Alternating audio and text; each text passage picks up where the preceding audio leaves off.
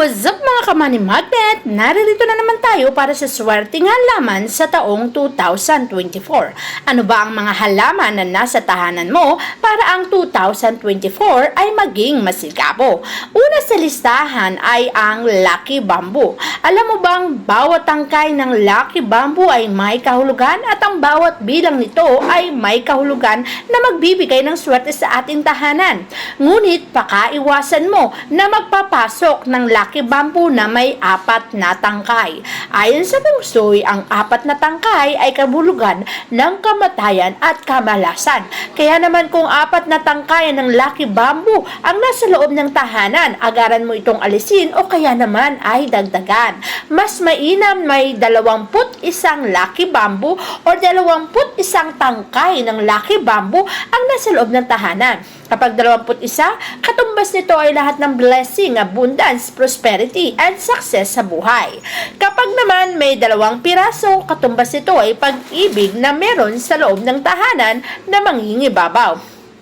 Kaya naman, kung nagnanais kayo na pumasok sa tahanan ay pangkalahatan, mas mainam na mas maraming tangkay ang ilagay sa tahanan. Iwasan lamang ang 4 na bilang para maiwasan ang kamalasan. Ang Lucky Bamboo kasi ay nagbibigay ng abundance, prosperity, success sa loob ng tahanan. Kung kaya't kapag ito ay nasa loob ng bahay mo, ang mga blessing, ang mga success ay patuloy na dadaloy sa tahanan mo.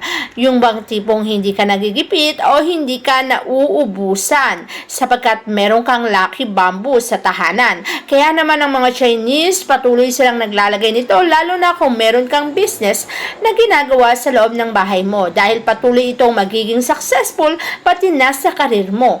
Ang karir mo ay patuloy na uunlad, lalago at magiging successful kung meron kang Lucky Bamboo sa tahanan mo. Siyempre, hindi rin mawawala ang golden photos.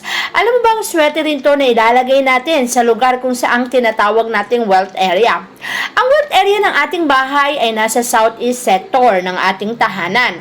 At kapag ang golden photos ay inilagay mo sa wealth area, patuloy na dadaloy ang kasaganahan sa loob ng tahanan. Ang kasaganahan na yan ay patuloy na magbibigay sa iyo ng isang magandang buhay. Kaya naman ang golden photos, alagaan mong mabuti habang ito'y lumalaki, lumalago ay patuloy din ang pag-unlad ng iyong buhay. Ang golden photo sa tahanan ay maraming binibigay na benepisyo, marami ding binibigay na swerte. Hanapin mo lang ang southeast sector ng iyong tahanan o kapag nakita mo na to, ilagay mo ang golden photos at paniguradong ang loob ng tahanan mo ay magkakaroon ng isang matinding blessing. Marami sa mga taong naniniwala sa swerte ng golden photos. Madalas kasi, nung hindi pa sila naglalagay ng golden photos ay nararanasan nila ang paghihirap sa buhay nila. Pero simula nang maglagay sila ng golden photos at nalaman nila na dapat itong inilalagay sa wealth area o sa southeast sector ng ating tahanan, mula noon ay naging matagumpay na ang pamumuhay nila. Naging magaang din ang daloy ng kaperahan sa kanilang mga buhay at ang kanilang mga problema ay unti-unting nasolusyonan. Ito ay sapagkat napakahalaga rin ng isang maswerteng halaman sa ating mga buhay. Ang golden photos bukod sa wealth area ay maaari mo rin itong ilagay sa entrance door. Swerte rin kapag nasa entrance door ang golden photos. Katulad ng golden photos, pwede mong ilagay sa entrance door ang money tree. Kaya nga sinabing money tree from a word itself, money. Ibig sabihin magpapasok ng money sa loob ng tahanan.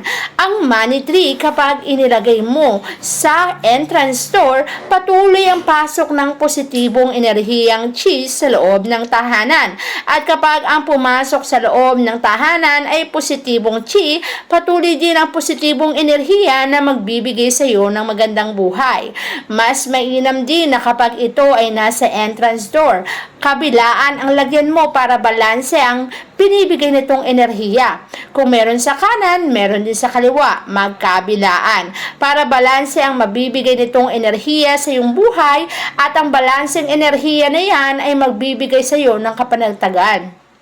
kapanatagan sa buhay, kasaganahan sa buhay, kaswertihan sa buhay, at kaperahan. Kaya naman kung nagnanais ka ng tagumpay sa iyong buhay, ay huwag mong alisin sa listahan ang money tree na yan.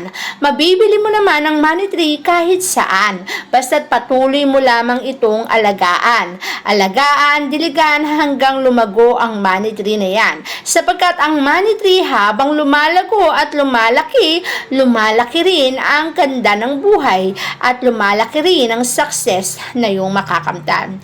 Kaya naman kung nagnanais ka ng success sa buhay, kung nagnanais ka ng tagumpay, simulan mo lang maglagay ng money tree at natitiyak ko sa iyong ang tagumpay ay magpapatuloy sa iyong buhay at ikaw ay magiging successful din.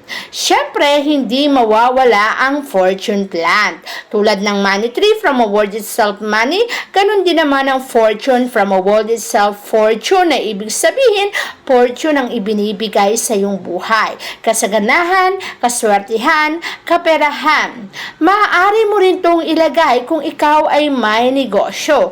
Patuloy na lalago ito kapag meron kang fortune plan sa lamesa mo o sa opisina kung saan mo ginagawa ang trabaho mo. Ang fortune plan kasi ay patuloy na bibigay ng success sa mga taong nakatira sa tahanan kung saan meron ito. Kapag meron kang fortune plan, patuloy ding lalago ang pangkabuhayan na meron ka sa tahanan mo maging sa opisina mo. Basta't magpatong ka lamang nito sa lamesa kung saan mo ginagawa ang trabaho mo. Kapag meron kang fortune plan, patuloy ka rin magsumikap at patuloy ang paglago ng pangkabuhayan na yan. Magugulat ka na lang isang araw, successful ka na sa buhay. Siyempre, hindi magpapawala ang halaman na jade plant. Alam mo bang sa 2024, mas mainam na may jade plant ka sa bahay.